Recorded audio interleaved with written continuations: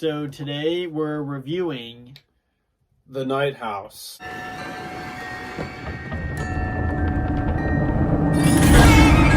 widow begins to uncover her recently deceased husband's disturbing secrets. That is the synopsis for Night House. And we... the cat's joining us for this review.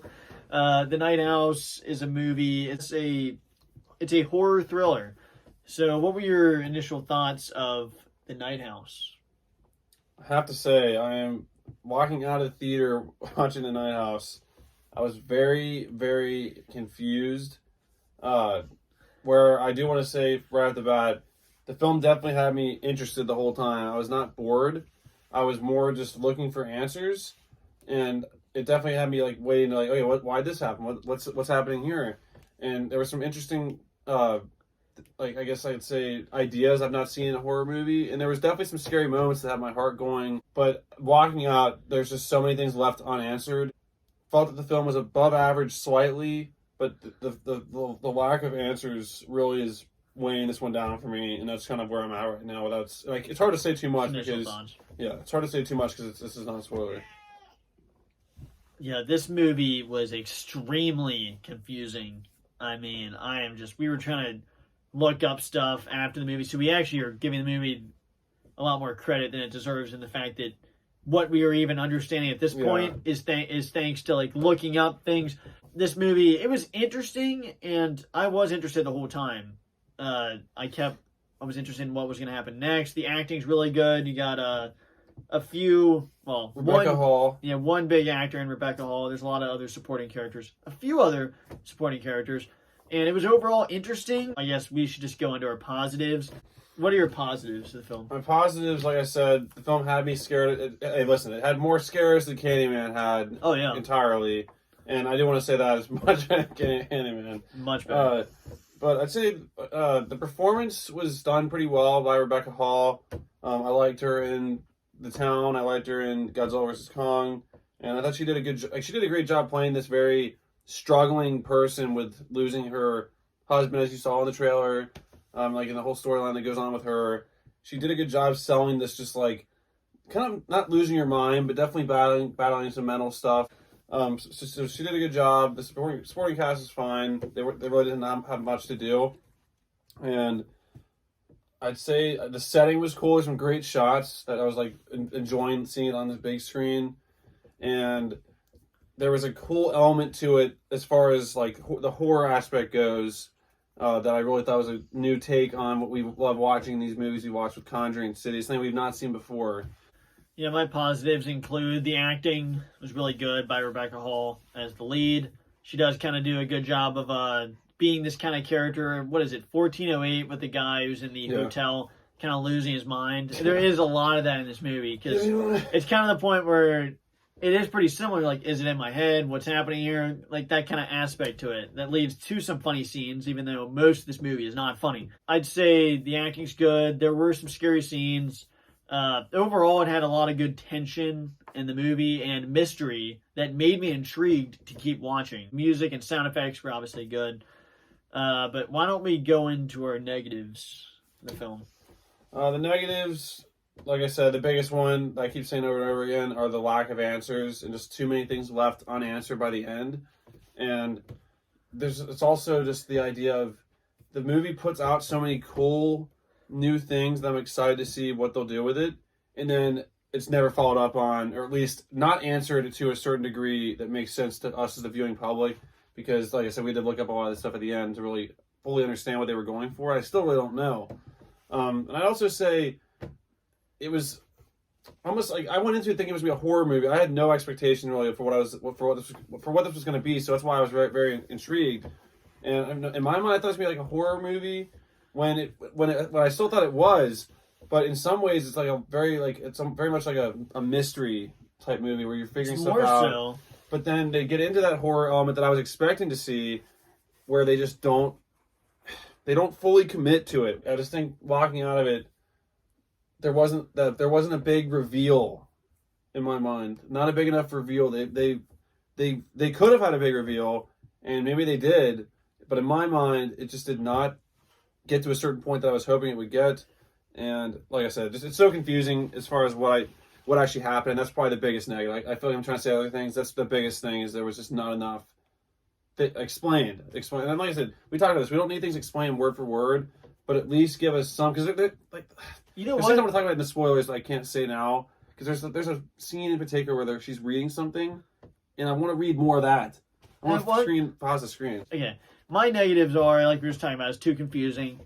There's not enough answered, and like I was saying walking out of the theater, there's certain movies that explain things to you way too easily, like you're a baby, and just say, this is exactly what's happening. I don't like that, but also I don't like when you have way too much to figure out. I like things that it kind of, you can think about things watching it back, like, oh, that's crazy, or, oh, this is how that happened, but it's asking the viewer to do way too much, and it was forcing us.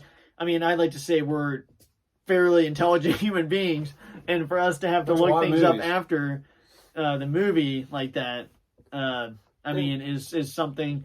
And so it's confusing. And then the really only other negative is that, I don't know, I guess that's really, watching it back, I like so many things about this movie. I like the idea of the villain in this movie, if you want to say that.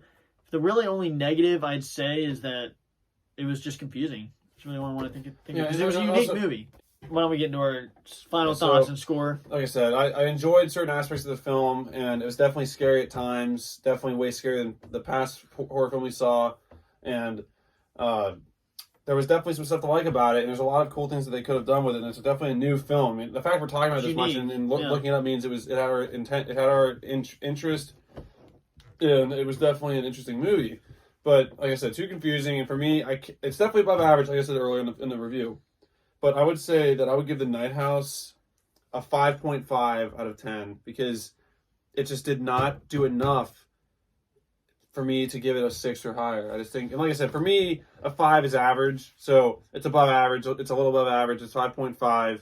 And there was a couple things that they definitely threw in there that we can't talk about now, as far as a cheap jump scare that we talked about on the way home did nothing to the movie, which that took some points off as well. But the fact that it was so confusing, just we had to figure all this stuff out on our own. As far as like looking it up, I just like I said, I'll give it a 5.5 out of 10. Yeah, I was thinking about this score for a while, because it's just like you were saying, I can't give this a good grade when I don't understand what happened. I mean, it's really unique, and that's something I forgot to mention my positives. It's a very unique film, not like anything I've seen. The acting's good, and there's really interesting scenes, and throughout this movie, it really had me thinking. And while the confusing parts kind of took me out of the movie at one point, it kind of brought me back in at this one point, and you kind of see stuff happening, and like, oh, that's really, there were cool visuals, and it almost had me again, but then it just didn't explain enough, and that's why I'd have to give I'd give it a 6 out of 10.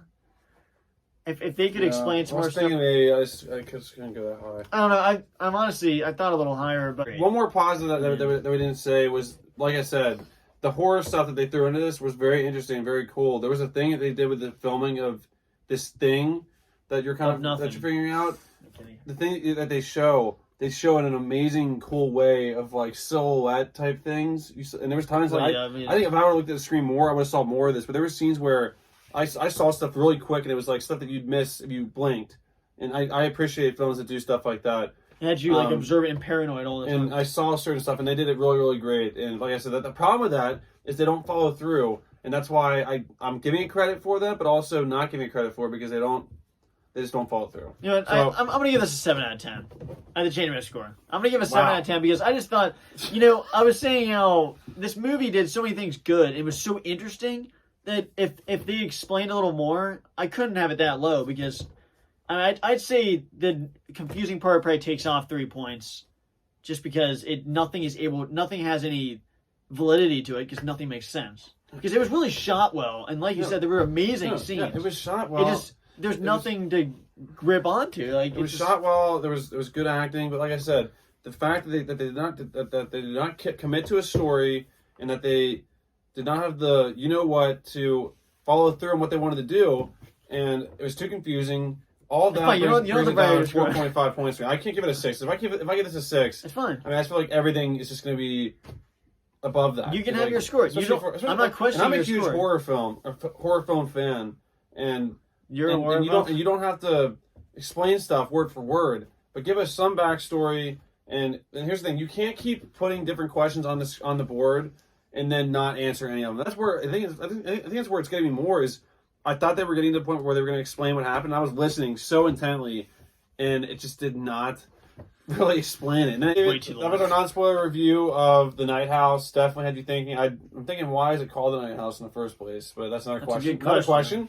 question. Anyways, I gave The Night House a 5.5 out of 10, just above average for me. And Kenny gave it a smashing 7 out of 10.